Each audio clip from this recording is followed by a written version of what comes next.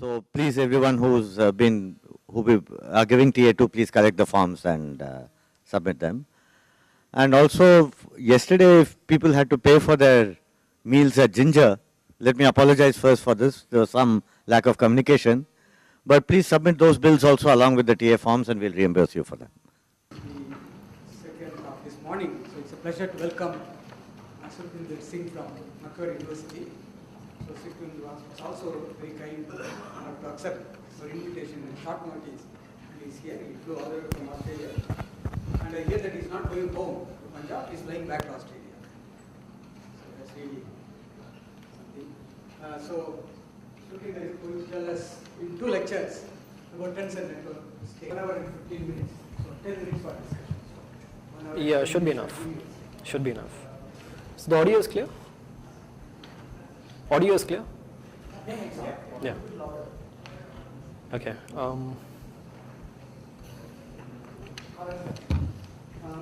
Please put the color right. So that's your big beard with that.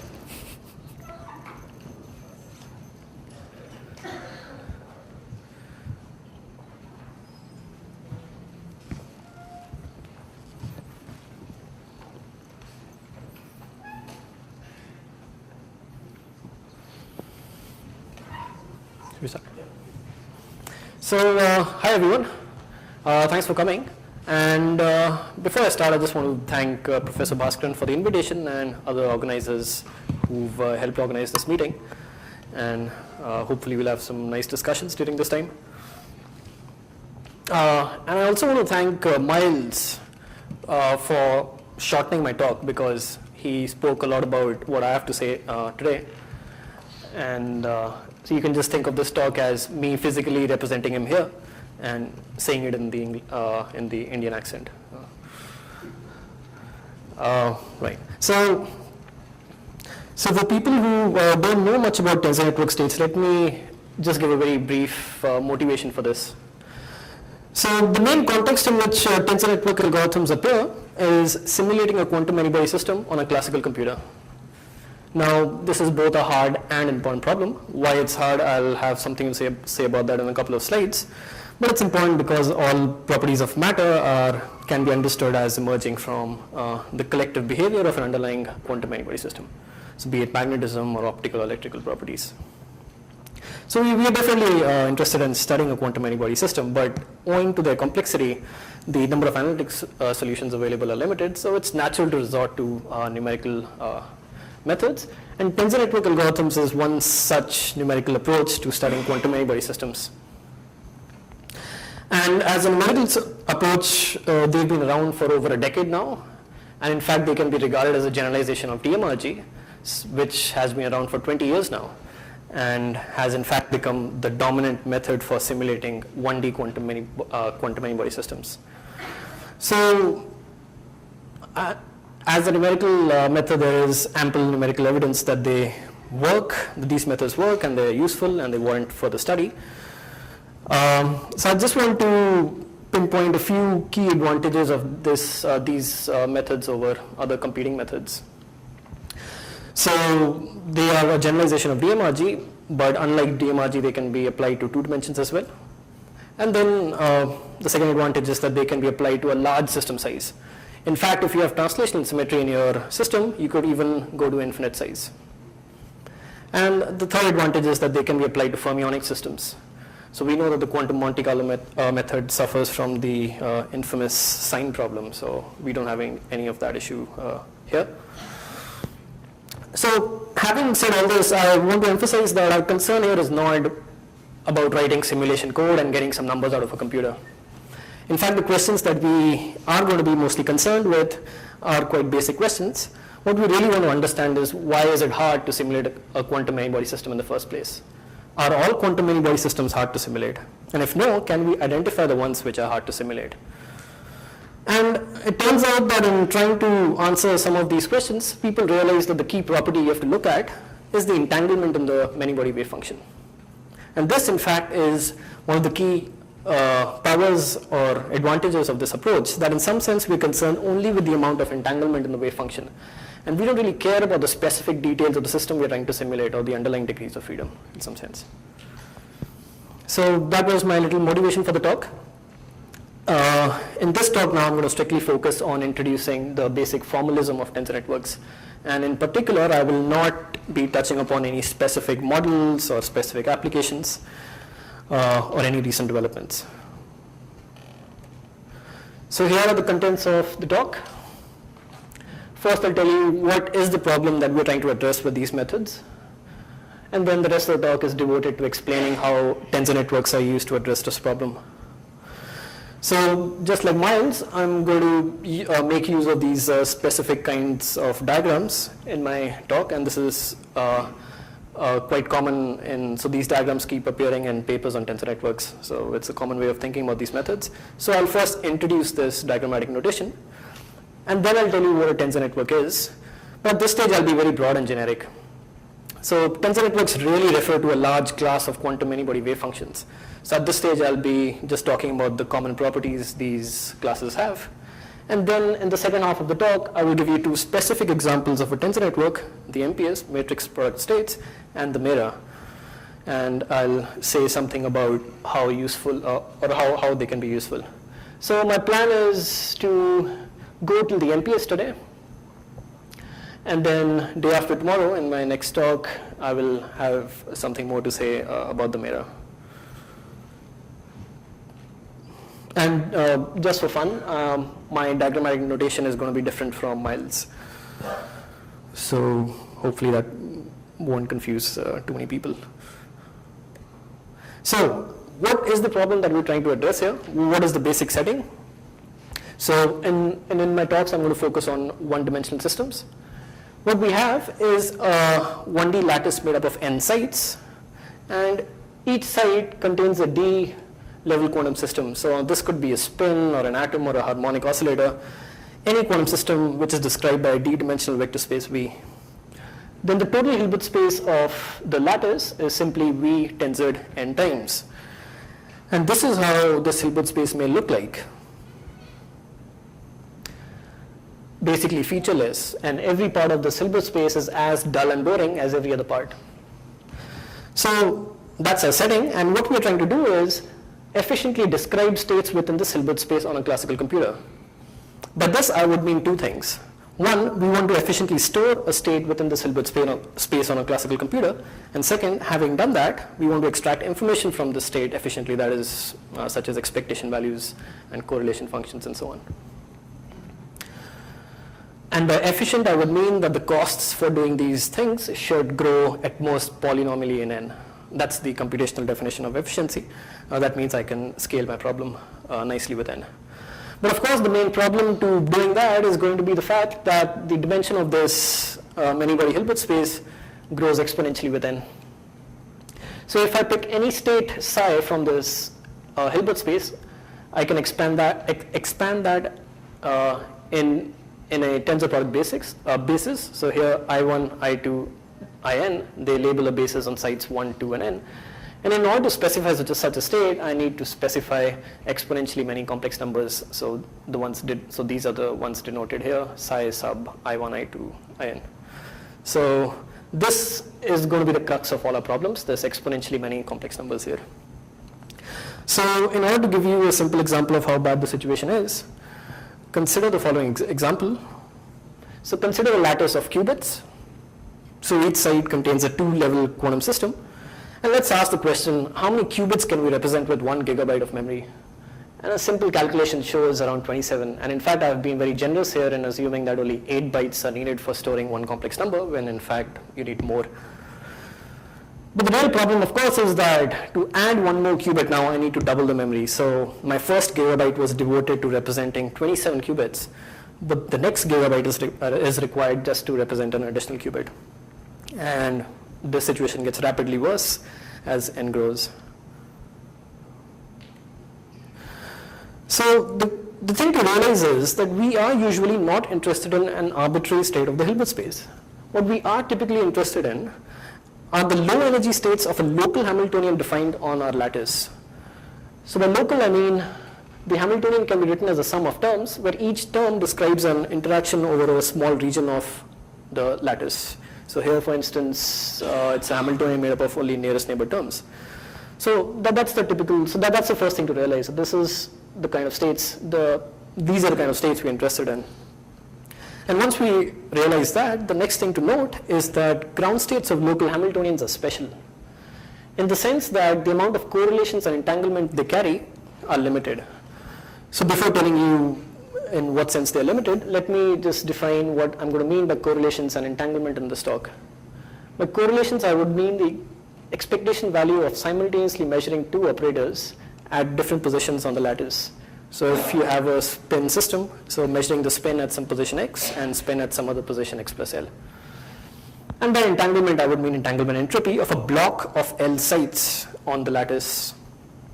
And Bhaskar and Miles have already spoken about entanglement entropy. I'll just repeat this quickly. So how that works is, so how I'm going to look at the entanglement in my many-body wave function is, I'm going to ask how entangled a block of L sites is with the rest of the lattice. And the way it works is I compute the reduced density matrix of that block, diagonalize it, let lambda be the corresponding eigenvalues, stick that in this expression and compute this number S, which is the entanglement entropy. And this gives me an idea of how entangled this block is with the rest of the lattice. So in particular, if this is 0, then there's no entanglement, and it grows with entanglement, and it reaches a maximum when the block is in a maximally mixed state, which is described by a reduced density matrix proportional to the identity. So in the context of many-body systems, we are not only interested in specific values of this for a given block size, but in fact how these values scale as I consider larger and larger blocks. So let me come back to how these quantities are limited in ground states. So here I'm going to make a distinction between gapped Hamiltonians and Hamiltonians that are critical, so basically gapless. In ground states of gapped Hamiltonians, what we see is that these correlations decay exponentially with the distance between the 2-point correlators, whereas the entanglement entropy saturates to a constant. So as and as you consider blocks of increasing size, you might see that this entropy grows but quickly saturates to some constant. On the other hand, in critical Hamiltonians, the ground states of critical Hamiltonians, the correlations decay polynomially with L, and the entanglement entropy grows as log L. To tell you that this indeed is limited scaling behavior, let me just mention that if I was to pick an arbitrary state from my many-body Hilbert space and look at how the entanglement entropy grows, it will typically grow linearly with the size of the block in 1 dimension. And if I go to 2 dimensions, it would grow proportional to the area, and then in 3 dimensions as proportional to the volume of the block on the lattice.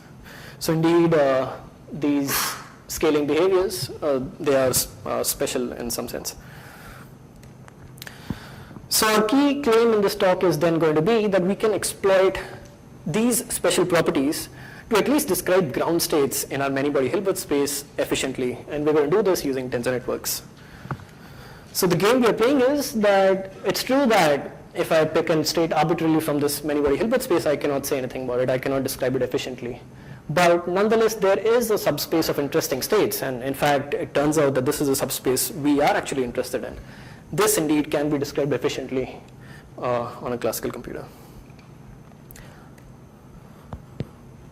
So before telling you what tensor network is, let me introduce my diagrammatic notation, which I just mentioned. And this is going to be very similar to what Miles was talking about, but I'll just change the pictures and colors slightly.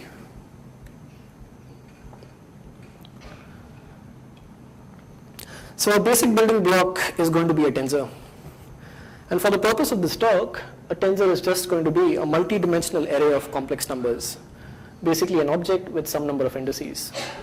Each of these indices can take some number of values, which I'm going to call the size of the index or the dimension of the index. And I'm going to graphically represent an object like this, a tensor, by means of a shape. Now it could be a circle, a square, or some irregular blob, and some lines coming out of it. And each one of these lines is going to correspond to an index of the tensor. So let me give you some examples. So a tensor with one index is just a vector. So a ket, which is simply a column vector of complex numbers, I'm going to draw that as a circle and a line coming underneath it, emerging from underneath it. And here A basically corresponds to the number of complex numbers in this vector. The corresponding bra, which is a row vector made of the complex conjugated values, I'm going to draw that as a circle and a line emerging from above it. So a matrix is just a tensor with two indices. So here A and B, the sizes of A and B simply correspond to the number of rows, and the third index counts the number of matrices within the stack. And once again, if I fix a particular value of C, let's say C is equal to 2, I'm left, that corresponds to selecting a matrix from within the stack. So notice that in the graphical representation, whenever I fix an index, it corresponds to effectively erasing that index from the picture. So when I fix C is equal to 2, I basically erase this line, and I'm left with a tensor with two legs, that's a matrix, and that's basically this matrix here. So next, let me tell you some basic operations that we can do with tensors. The first one is contraction. This is by far the most common one I'm going to use in this talk. So by contracting two tensors, I mean multiplying their components by summing over one or more indices. And this is graphically represented by connecting the two tensors by one or more lines, and each one of these connecting lines or shared lines corresponds to an index being summed over. So this is best understood with some examples. Here's a simple example where I'm multiplying a tensor with two legs with a tensor with one leg to obtain a tensor with one leg. This diagram simply corresponds to the summation over here, and it's nothing other than multiplying a matrix with a vector to obtain another vector. And this is going to be a feature of all such contraction diagrams is going to be that the number of open legs on both sides are going to match, while the shared indices are going to disappear. They're going to be summed over. Another example of contraction is matrix multiplication. And once again, this diagram corresponds to the summation over here. And let me also just add that the cost of doing this contraction is simply proportional to this product of the sizes of the three indices A, B, C.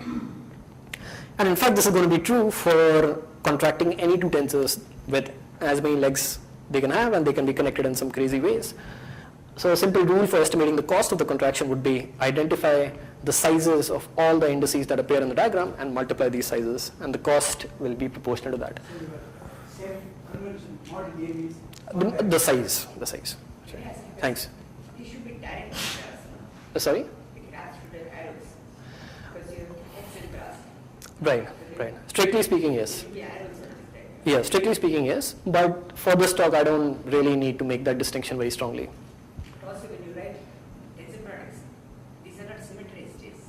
They're just B cross W cross. So we should read rule for ordering tensor product. Because B cross W is not W cross B. Right, but I haven't spoken about tensor product yet. So when you have two of them going in and one coming out. Oh, yes, but then that takes, so yeah, so it is true that, right. Ordering. Yes, no, it is true that there is in fact a convention for labeling these indices. For example, here, So this, AC, what is it? BA cross BC or is it BC cross B? right, this is, right. So this is going to correspond to a tensor in which the indices are organized as A, B, and C.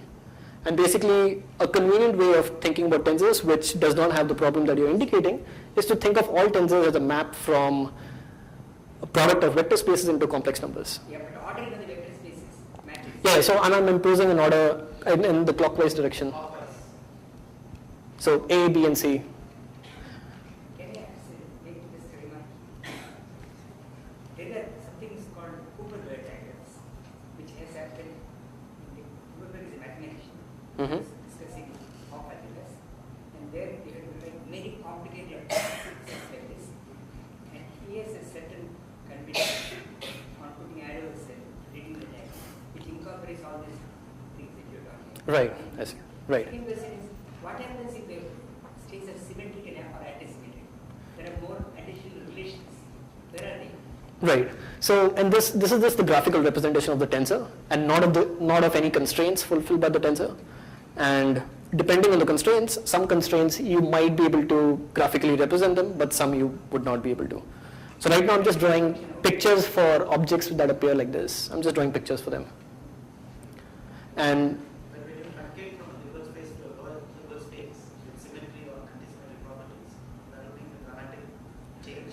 no, sure. But that would be some constraints fulfilled by the tensor, which I'm not capturing with these diagrams. so for I think introduce who is doing this. So please go ahead, we'll come back. Okay. So I'm just drawing pictures for things that I would actually write like this, and there are obviously questions on how I'm going to interpret this object as what kind of a linear map it is, from what vector space to what, and all that is not necessarily captured by the pictures. But we won't need to make all these distinctions. They're important, and in practice, these are made more precise in papers and so on. But for this talk, I'm just going to be a bit loose with all these issues. So I told you a simple rule of computing of estimating the computational cost of a diagram. You just simply multiply the sizes of all the indices that appear in the contraction. So you can of course contract tensors, more than 2 tensors. Here's an example where you have to contract 3 tensors. And once again, after making this contraction, you're left with an object with only 3 indices. So the open indices match on both sides, and all the internal indices are summed over. And this is the corresponding summation, and perhaps you would begin to see that it's slightly more convenient to draw these contractions than writing them out. So that was contracting 2 tensors. The next operation I want to talk about is taking the trace of a matrix, which is the sum of its diagonal elements. So I'm going to graphically represent that by connecting the 2 indices of the matrix together. So notice after I do that, I'm left with an object with no legs, and this is just a complex number, in this case the trace. And then I can also talk about partial trace, where I'm tracing out a subset of the indices of a tensor. So here, for instance, R could be the density matrix of 2 sites, and by tracing out one of the sites, I obtain the density matrix of the remaining site. So next operation is tensor product of vectors, or tensors in general. So here's an example, and this is graphically represented by simply placing the tensors next to one another without connecting them by a line. So here the size of this index is the product of the sizes of indices A and B. This I've indicated by just drawing a thick index. And one can generalize this to what is called reshaping a tensor. So given a tensor with some number of legs, I can fuse some of its indices into thick indices to obtain another tensor with fewer number of legs. It's just in some way rewriting the tensor. And a simple example of that is reshaping a matrix into a vector. So you're given a matrix, and by just taking all the rows of the matrix, you concatenate them into a column vector, and that's what I'm calling reshaping here. And the final operation I want to talk about is decomposing a tensor. Now this is just the reverse of contracting a tensor. So simple examples over here are matrix decompositions. So such as eigenvalue decompositions, singular value decompositions, and these can of course be generalized to tensors as well. So as an aside, let me just mention that how decomposing tensors is going to be useful in our context. And this is at this stage just an aside, but later this will come up in the main discussion.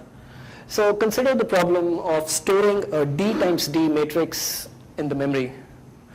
This would require storing D square components. But let's say our matrix can be decomposed into 2 separate matrices, P and Q, like this, such that the size of this intermediate index you obtain after decomposition is some chi, which happens to be less than D. Now, not all matrices can be decomposed like this, sure, but let's say our matrix does. Then instead of storing the matrix as it is, I can store it separately by storing P and Q separately in memory. And this would cost me, so for that I have to store a total of 2 chi D number of components, which in principle can be much less than D squared. So if such a decomposition exists, this is just another way of saying that this matrix is not full rank. And the number of non-zero eigenvalues in this matrix are just chi less than D. So in some sense, this is what you are seeking. Exactly. Exactly. This is going to be this idea is the motivation behind building tensor network decompositions. The one usually has a tensor with many components, and one wants to break it, and you realize that if you break it in a smart way, you're left with much fewer components. So that was my diagrammatic notation. I've told you the tensors are represented as circles and lines. And then you can contract 2 tensors, decompose a tensor, take a matrix trace or a partial trace, and also the tensor product of 2 tensors. So next, let me finally tell you what a tensor network really is. And the first observation I'm going to make is that a state belonging to the quantum many-body Hilbert space, this psi, which I had written out earlier as well, already corresponds to a tensor. Precisely this object over here, it's an object with indices. And now from now on, I'm going to draw this as a circle with n indices. And each index of this tensor corresponds to or can be identified with a site on the lattice. And it takes some d number of values, where d is the dimension of my local site. So I'm going to call this guy over here as my many-body state from here on. And of course, each of these legs take d values. The total number of components in this is d to the power n, and this is what we've been saying so far. So it's inefficient to store this object in memory. Let me also quickly show you that it's inefficient to compute expectation values and correlations from this object. So if I have to compute the expectation value of a local observable, so which is non-trivial at some site and identity elsewhere, I have to make this kind of a contraction, where I've placed the ket at the top and the corresponding bra below and the operator in between, and all the other indices are simply summed over. So this diagram is basically just a graphical representation of this sandwich and this summation here.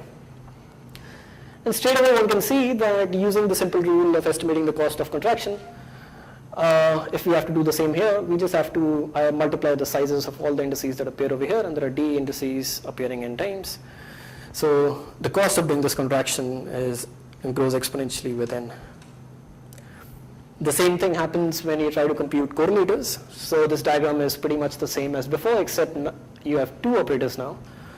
And once again, the contraction cost scales exponentially with n. Here's how you would compute reduced density matrices for a block of L, or matrix for a block of size L on the lattice in this picture. So here what I've done is placed the bra at the top, this guy over here, the bra at the top, and the ket below, and by placing them next to one another, I've indicated a tensor product. So at this stage, if I just look at this portion of the diagram, I just have the density matrix of my pure state psi. And then I simply trace out all the indices lying outside my block. So this is the block in which I'm interested. So I just trace out all the other sides. What I'm left with is an object with L indices at the top and L indices below. And I can always fuse these into a single thick index here, a single thick index here, to obtain an object with only two indices, and this is just the density matrix of that block. So once again, the cost of making this contraction also grows exponentially with n. So far I've just restated the many-body problem we were talking about a couple of slides ago in this tensor picture. Now what I'm going to do is, I'm going to take this many-body state of mine, this tensor, and I'm going to decompose it into a number of tensors that are interconnected to one another according to some network pattern of my choice. I'll just choose some graph, and according to that graph, I'll decompose this tensor. And since the number of open indices have to be the same on both sides, each open index of this tensor network is identified with a site on the lattice. Now, one can always do this. So given a tensor, I can always decompose it in any way I like, into any number of tensors I like, and connect it in any way I wish. So that can always be done. But what we're going to do here is take a bit more pragmatic stand and say that I'm going to restrict my attention to tensor network decompositions that are going to be useful to me. In practice, that implies that I'm going to consider tensor networks or tensor network decompositions that can be efficiently stored in memory and from which I can efficiently extract expectation values of local observables. And this simply implies that the corresponding costs are at most polynomial in the system size. So my tensor can be decomposed in infinitely many ways, but now I'm going to restrict attention to ones which satisfy these two constraints. And the first constraint is rather straightforward to implement. I further make a restriction that the total number of tensors that appear on this side are at most some polynomial in n. And in fact, the examples we'll be looking at, it's just going to be order n. So let's just say order n. So I'm going to consider decompositions made up of order n tensors, and the sizes of all these intermediate indices is bounded by some constant chi, which I'm going to assume independent of the system size. Now this is a non-trivial imposition, but having done that, it's clear that the first constraint gets automatically fulfilled. Any given tensor over here has number of components which are just some power of chi. You just multiply the number of chi 5 times here, for instance. And then there are order n such tensors. So the total number of components encoded in this tensor network, they are order n. So I can at least store, by imposing this, I can at least store a tensor network efficiently in memory. But the second condition, that is to be able to efficiently extract expectation values from this decomposition, that's non-trivial. But even the first one is not obvious. Yeah, but that's at least I can impose. I can at least give you a statement that, oh, do this, and we'll be happy with that. But it's not unique. Oh, sure, it's not unique. And in fact, there's a large class of decompositions that will still satisfy this. Right? And now in the next part of the talk, I will in fact talk about 2 specific tensor network decompositions that are actually used in practice. And I'll tell you in particular how they fulfill the second constraint, and also some of the other useful, and how they can actually be useful in the context of describing ground states.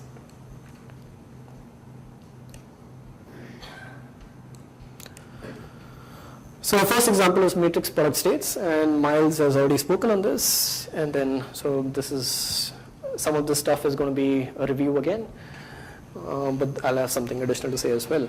So the matrix product states form a subspace in the many-body Hilbert space, within which the wave function decomposes like this. So remember, this is my quantum many-body wave function. Now within that subspace, it's some subspace in my Hilbert space in which this tensor actually can be decomposed like this, and decompose into basically n tensors, so there's one for each site on the lattice. And once again, the size of this index, intermediate index, takes some chi values which is independent of n. And let's quickly check that the total number of components is linear. I mean, so any tensor over here has chi squared d components, and there are n such tensors, so that's the total number of components. So it's efficient to store the MPS in memory as claimed. Let me also quickly show you that it's efficient to extract expectation values from this structure now. So recall that extracting expectation values corresponds to making this contraction when you look at the many-body state as a single tensor. All we've done now is decomposed this guy into pieces. So now the contraction I have to make looks like this. But what we have gained by doing this decomposition is, by decomposing my large tensor into pieces, now I can do this contraction itself piecewise, which I could not do in the previous diagram. So for instance, let me start at one end of this diagram and contract these 2 tensors together into a single tensor. And then let me contract these 3 tensors, which form a sort of a triangle here, into a single tensor. And then so on. Notice that the cost of doing any one of these small contractions is just some power of chi. So I mean, if I have to contract these 3 tensors together, I just look at the indices that are involved in this contraction and multiply the sizes, and they're just chi, and d. So it's chi to the 4 times d. So I repeat this contraction all the way till I get to my operator, and then I do the same thing from the other side. And in the end, I'm left with this small diagram to contract. And once again, so this can be contracted at once. And once again, the cost of doing this is some power of chi. So I have effectively broken up my large contraction into smaller ones. Each one of them costed me some cost, which was some power of chi, and there are order n such contractions. So the total cost of making that large contraction is indeed grows linearly with n. So it's efficient to extract expectation values from this structure as well. So I've told you that the MPS is a computationally efficient structure. You can store it efficiently, you can extract information from it efficiently. But the real question still is the MPS any good? I mean, that subspace I showed you in the many-body Hilbert space, that could be a subspace of all the useless states. So the real question still is the MPS good for representing ground states? That's our task, that was our task. And our claim is going to be that yes, that is true, and indeed the MPS in some sense is naturally suited to describe ground states of gapped systems. So recall what I said about gapped systems. So ground states of gapped Hamiltonians, the correlations in ground states decay exponentially while the entanglement entropy saturates to a constant. What I'm going to argue now is that if you give me any MPS, irrespective of any Hamiltonian or any ground state, so you just pick a random state from this subspace, in any MPS the correlations decay exponentially and entropy saturates to a constant. And so precisely the scaling behavior which I expect to see in ground states of local Hamiltonians. And let me emphasize again that I'm not referring to any specific Hamiltonian or ground state at this point. And in fact, these properties are they follow just from the structure of the geometric structure of the tensor network. Just from the way these tensors are connected to one another, one can show that these properties are displayed. So let me quickly show you how that works, and the arguments are quite straightforward. So let's look at correlations first. So once again, recall that that's the kind of contraction I have to make, and now I've simply decomposed this tensor into pieces. So that's the contraction we have to make. What I'm interested now is to show that the value of this diagram, so we're not concerned with the contraction cost anymore. The value of this diagram scales like some constant to power L, where L is the distance between these two operators, and where this constant is between 0 and 1, so exponential decay. So I want to show, I want to show that the value scales this way with L. So like before, let me just contract all the tensors lying to the left and all the tensors lying to the right of the two operators into single tensors to get something like this. Now I'm going to group the remaining tensors this way and then contract tensors within their respective groups to get something like this. And now for simplicity, I'm going to assume that my MPS is translationally invariant. What this means is that all the tensors in my MPS are the same, and in particular this tensor over here, which was basically obtained by contracting a tensor of the MPS with its adjoint, that's going to be the same. So all these tensors are going to be some copies of the same matrix. So what we have here then is simply a product of a vector, nth power of a matrix, and another vector, this guy over here. Now let me just eigenvalue decompose M into Q, nth power of a diagonal matrix, and Q inverse. Then I'm going to multiply Q with L and Q inverse with R to get this guy here. So here I'm just left with the nth power of the diagonal matrix, and this quantity is simply lambda to the L, where lambda is the largest eigenvalue of this matrix M. And we can show that this eigenvalue lies between 0 and 1 if the wave function is normalized. So that's what we set out to show. So given any MPS, the correlations decay exponentially. Let me now argue for the entanglement entropy. So what we're interested in is looking at the entanglement entropy of a block of L sites on the lattice and show that the entropy of this saturates to some constant. Now this statement is equivalent to making another statement, which is that the rank of this reduced density matrix saturates to a constant. It's quite straightforward to see that these one implies the other. So what I'm going to do is argue that this is indeed true for this block here. So if I have to say something about the rank of the reduced density matrix, I have to first compute it. So let me do that. So this is just like before. I've placed the bra MPS at the top, the ket MPS below, and then I've traced out all the sites lying outside my block. So this is the contraction, and I'm left with the density, the reduced density matrix of my block. So once again, let me contract all the tensors lying to the left and all the tensors lying to the right into single tensors. And then I'm going to contract all these tensors which are lying within the block to get something like this. And then I'm going to absorb these left and right tensors into the remaining two tensors. So each of these bend indices here, they take chi number of values. They're just the internal indices of the MPS. And now what I'm going to do is I'm going to straighten them out and join them into a single index, which will take chi square values now. So what I have in the end then is a decomposition of my reduced density matrix into two pieces, where the intermediate index takes chi square values and the external index takes d to the L values. So now if I was to look at increasing block sizes, surely at some size L, this external index is going to become bigger than chi square. Chi is just a constant. It doesn't change with L or even with the system size. So then remember what I told you, what this decomposition tells us about the corresponding matrix.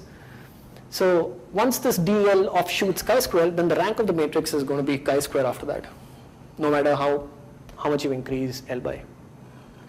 So I've shown that, and then before that, the rank is going to be d to the L, and this is going to grow exponentially with L, and then saturate to chi square.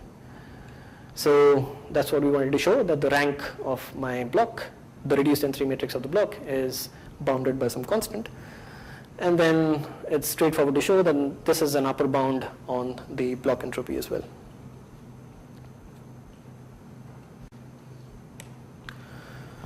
So I've argued that the entanglement and correlations in any MPS look exactly like the ones you expect to see in ground states of gapped Hamiltonians. And this is not a proof that all gapped Hamiltonians have ground states which are MPS, but it's at least a motivation to try and use the MPS as a variational ansatz for ground states. And that's what people do. And then the final question one has to ask is, okay, given a Hamiltonian, how do I obtain its ground state as an MPS? And there are a number of algorithms out there, and DMRG is one of them. Miles explained how that was done. But in algorithms such as DMRG, one usually does a variational optimization of the tensors of the MPS to obtain the ground state. So one just starts with some random state within the subspace and says, oh, that's my ground state. And then let me change the value of one of the tensors in this MPS that lowers the energy. And that will take me to some other ground state or some other state. And then I change the values of some other tensor, and so I'm going to move this, move something like this in the subspace, and hopefully converge to some state which is close to my real ground state. So that's an example of, that's what people do when they use variational optimization. Another way is imaginary time evolution. So if you start with a random state in the subspace and apply this imaginary time operator to it, and as you allow t to go to infinity, you will project onto the ground state. And the point here is that this operator, which is quite large, that can be efficiently applied to the MPS. So you actually start with the MPS and you apply this operator, and it just corresponds to making some set of contractions, which... Will it keep it MPS? Yeah, right. So we are here. Yeah, that's the other point. Yeah. So this can be done in a way that you go from an MPS to an MPS. So in this first scheme, Yeah. so as you are moving in that space, you also change chi? No, you're fixing chi right from the beginning. So then the state that, so chi will sort of define a correlation length, right? That's right. That's So right. you have to start with something much You're fixing it, and then what you're asking is, let me get the best approximation to the ground state with this chi. And then you can later get another approximation by increasing chi. For example, how is chi related to the density matrix renormalization group cutoff? It's the same. It's just the same. It's the same. Yeah. It's the same. So the chi over here gives some idea about the amount of entanglement in the ground state. Okay. So, think about it, this imaginary time evolution will take you away from it, but you keep bringing it back. That's right. You actually lift above, and then you make a truncation and go back again. So that will keep. So if you like, I can actually show more details of any one of these methods, how they work, but here I just wanted to outline the general strategy people use. Sometimes you stay close to your PS. Right. But with this algorithm, you go from MPS to MPS. So although you may temporarily lift out, but you project back again.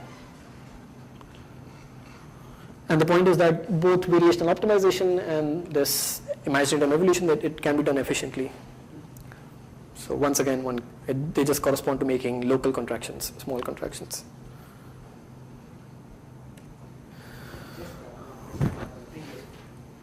Supposing my Hamiltonian has some symmetry, and I wanted to find the gap between the lowest state in one symmetry and the lowest state in another symmetry, but that defines an optical gap, for example, modulus. Then is it possible for me to maintain the symmetry and do this imaginary time evolution? Exactly, yes. But you have to do something more. So you have to impose some additional constraint on the tensors of the MPS. But you can do that such that this algorithm exactly preserves the symmetry. And then you can ask questions like, oh, give me the ground state in the singlet sector or the triplet sector. So for this time evolution, I'm going to discretize time. That's right, I'm going to, yeah. So In which case you will have a droplet error. That's right. It brings it back into the lowest energy state, because it mixes the symmetries. that's right, so if not explicitly preserved, that would happen. But there's a way of explicitly preserving the symmetry, even though you might be making a truncation. There is a way to do that.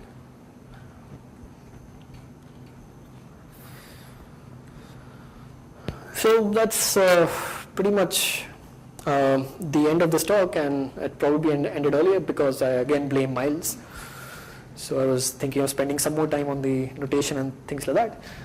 But let me, so then in my next talk I'm going to explain a bit more about another example of a tensor network, and that's the Mera. So today I just want to show you how it looks like.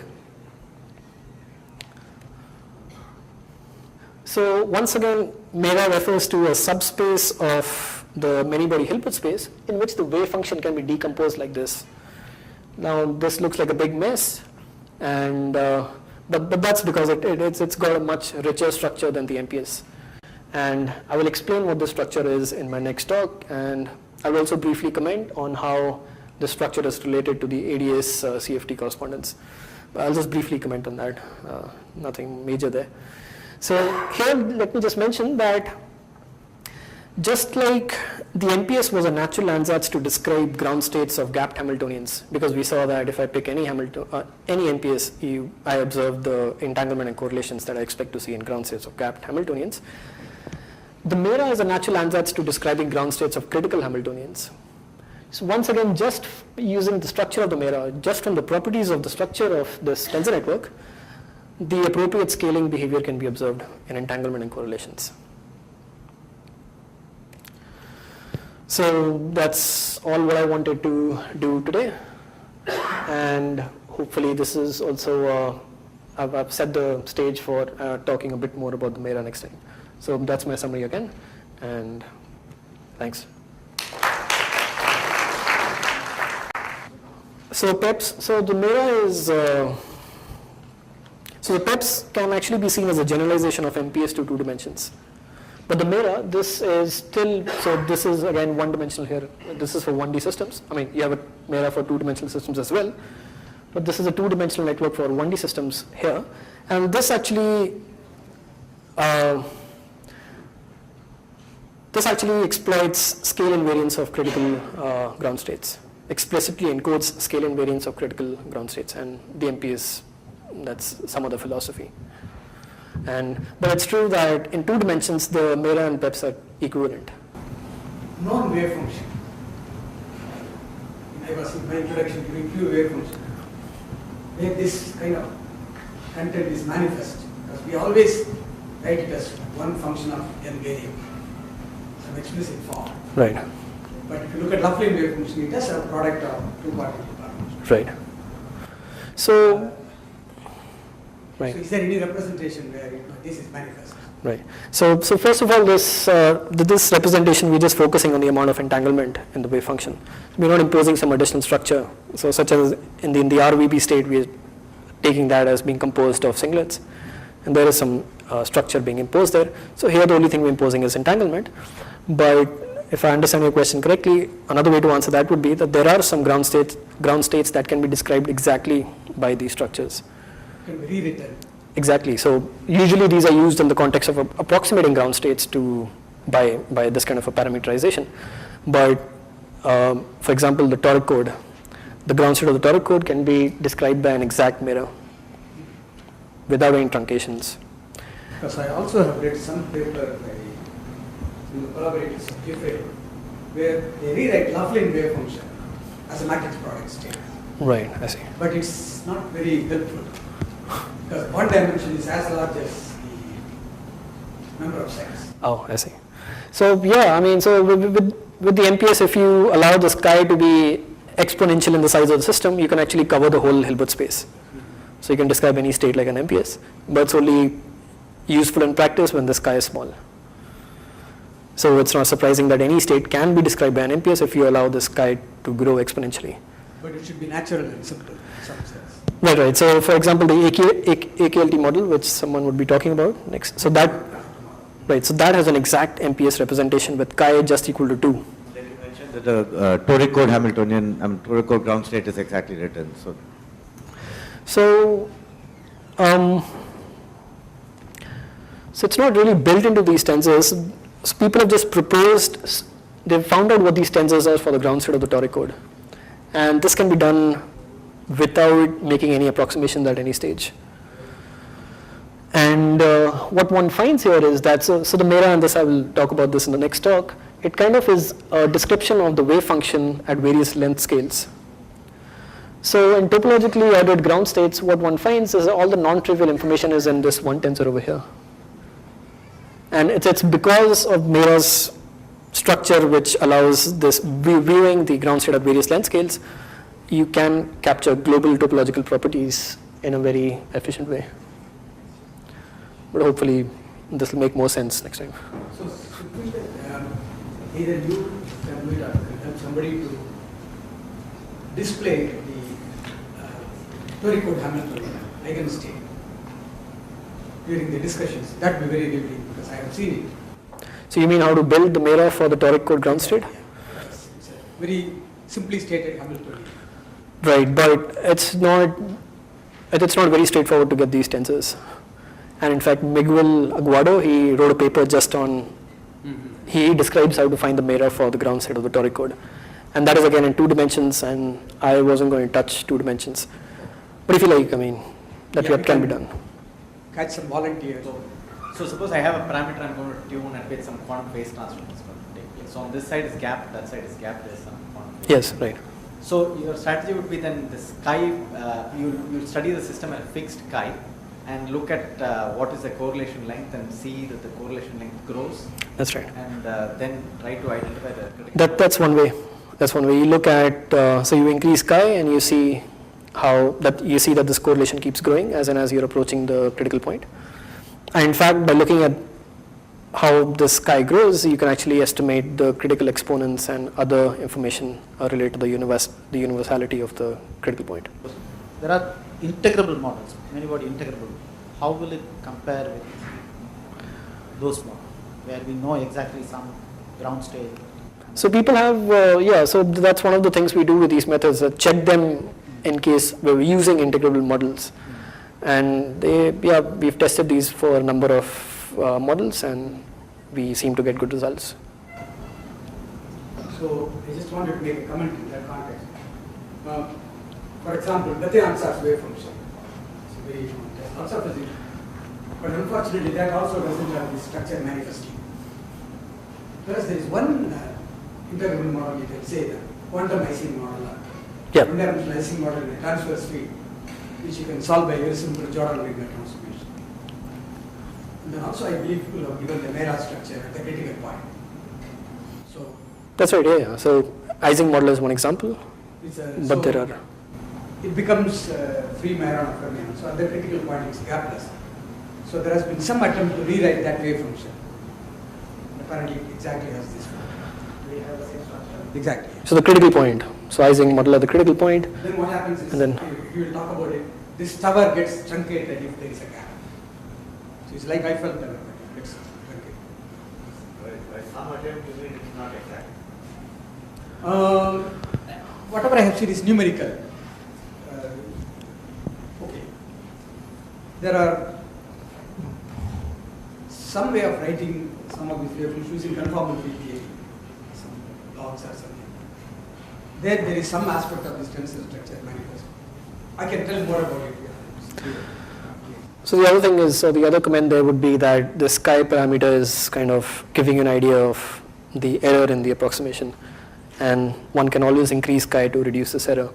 So for the Ising model, for instance, people have, so you can use the Mera or the MPS to compute ground state energies and critical exponents and everything, and there's a with very high accuracy, 8 digits, 9 digits.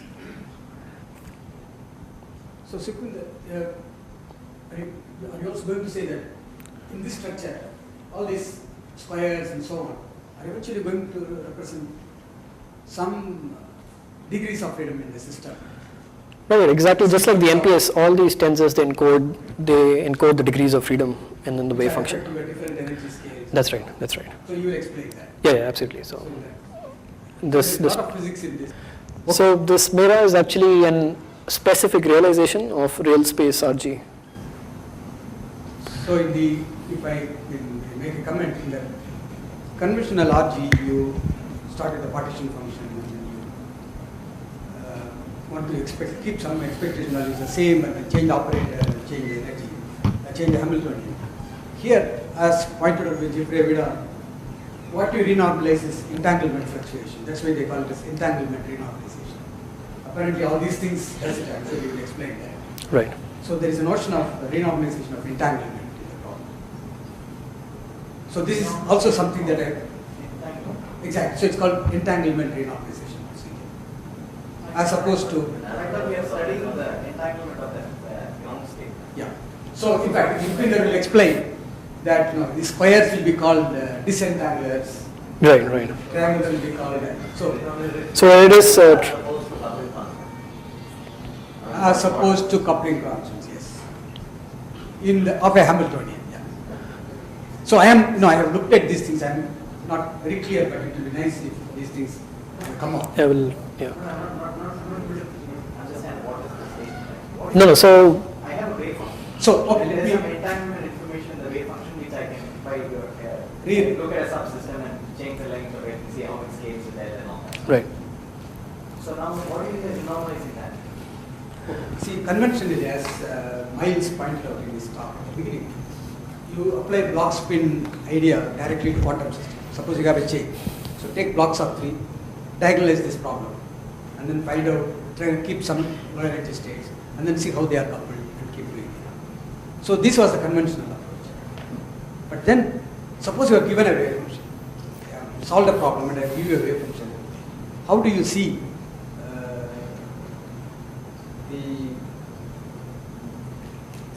how fluctuations, entanglement fluctuations in various things are contained in this particular wave function? So what I can do is I can start with the wave function and start playing with. Previously I played with Boltzmann factor. I took it to the power minus beta h, made partial replace. Now I take this wave function, which is an amplitude, which is a complex number, and start playing with it. And this is the scale. So I think it will become clear. No, at the end you have to get the eigenvalue of some Hamiltonian. I'll be satisfied if I understand what is going on. So in the end, you calculate things like topological entropy, not necessarily energies, and quantum dimensions, and some I have state the question that I have very sharply. So I have Euclidean wave function. Yeah. I have a formula from which I can calculate its entanglement entropy in the sense that I take Exactly. a system of size L and then trace out the other previous freedom and then see how that thing changes. So I'm not satisfied. Now, what do you mean by fluctuation of this object? What exactly do you mean by So entanglement? your probability distribution, wave function, actually tells you the nature of fluctuations in the n particle system. Probability distribution of what? Well, suppose I give you an n-spin wave function. Okay. This is some number, a complex number for every configuration. So this is like a complex probability amplitude. So normally with classical probability amplitude, we look at variables and various combinations. Now with complex probability amplitude, you have something more, namely quantum entanglement. So to me, as an outsider, this is a new twist to probability theory. No, what do you mean by fluctuation of Where do you get the variance from? Okay, I'll answer this tomorrow. I'm not prepared. A ball.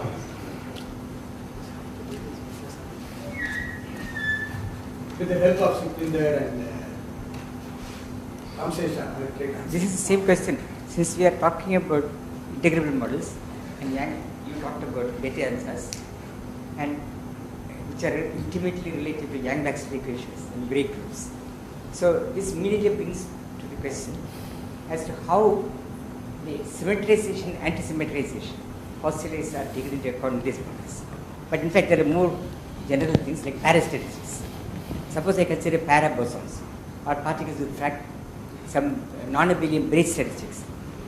There is a correlation between all the things, and if one brutally takes partial traces or there is no reason that one should get anything sensible.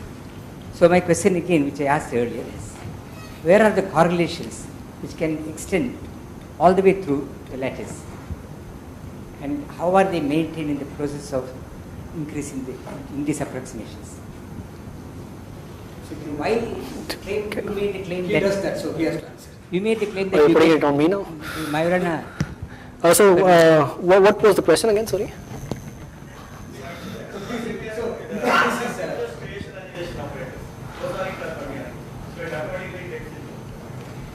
So let me tell the history of this. See, there was a talk by Professor Balachandran last week where he pointed out that if you take fermionic system, for example, in coordinate representation, there is a confusion about entanglement because we have in mind non-identical particles and then we symmetrize and anti-symmetrize. So things can go wrong if you do some kind of partial caging of objects which do not correspond to the observations. So then there are these apparently constructions or GLS construction where observables are focused on and then you do whatever you do. Now the comment that Sarath was pointing out that if you directly deal with fermion operators or boson operators, this need not worry you because you are in some sense taking care of symmetry or anti-symmetry. Right. So this was the discussion we had and it continues and that is Paul's question now. Suppose you have anions and non-abelian anions, how will you go about doing it? I think some of probably you or your colleagues, the Jeffrey, do worry about non-abelian anions. Yeah, so actually, yeah, right. So that's the kind of work I'm doing right now, that extending these algorithms to study anions and to look at abelian and non-abelian anions.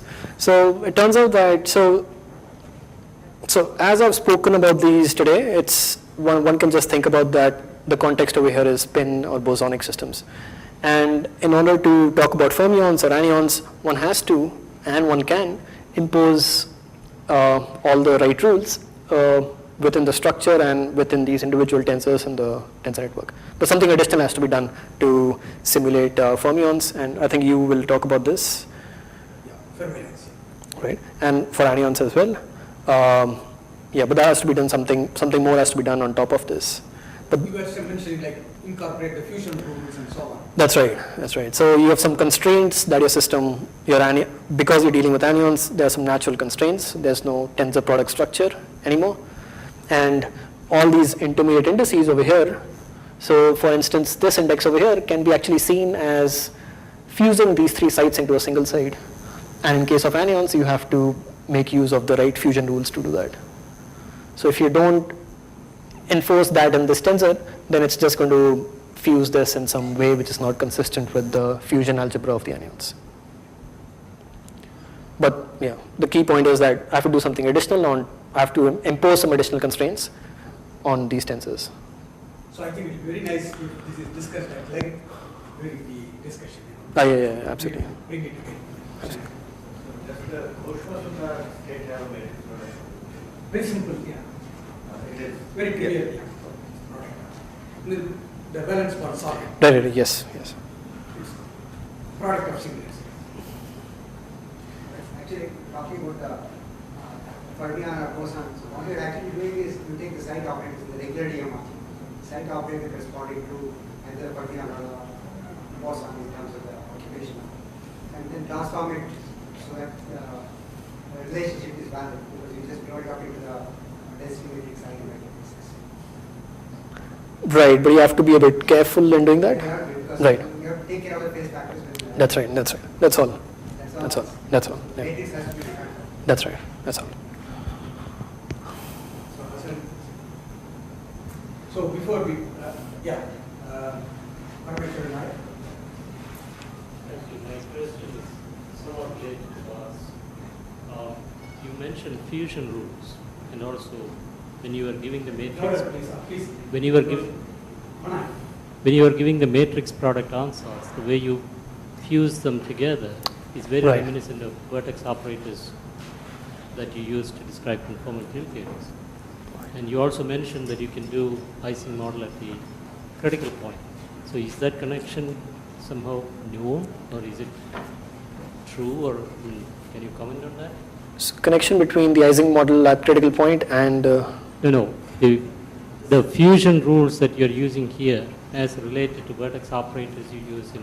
so here I'm not using any fusion rules. So by my previous comment, I meant the fusion rules for an anionic model.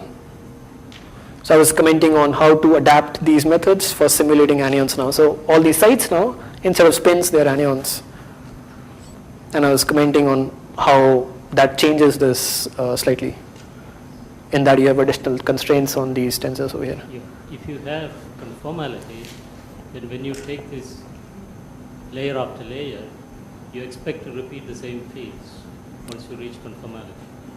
So then these triangular operations you write must in fact, I would imagine, coincide with the vertex operators. Right. And right, so for the critical point, they're in fact going to be the same at all these, so this one over here is going to be the same as this one here at the critical point. So that's how we encode scale invariance.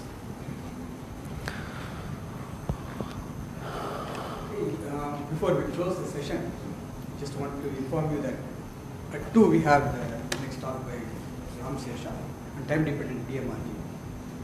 So after that we will have tea, and then at least I have noted down several of the questions that has come. Mentally I will sit down and write down, and then we will sit together and then raise all those questions and then discuss at length in the same place. And also I was thinking that some of you may have some better insights into some of these things from your own field. So if you can gather people of with whom you can talk, if you form into groups and then after dinner sit for 4 hours and come up with some results tomorrow, we will appreciate that, because it's a discussion meeting and workshop. So yes. I'm just wondering whether the speakers they can also put out some simple exercises or homework. something that some like Yeah, maybe Bhaskaran can do that. Okay, so what we will do is, I think after Ramsesha's talk, we will request the speakers to prepare some. So I should just in fact, one of the things I was thinking about, thanks for Mahesh was telling about this iTensor website, where he says you can implement something. So I would like some student volunteer to solve a problem tonight and show it tomorrow in 20 minutes. How it works. I can't volunteer to do that because. So thank you very much. So we'll go for lunch. This is across the road. And please be careful while crossing the road. There are silent motorcycles which go with speed of light.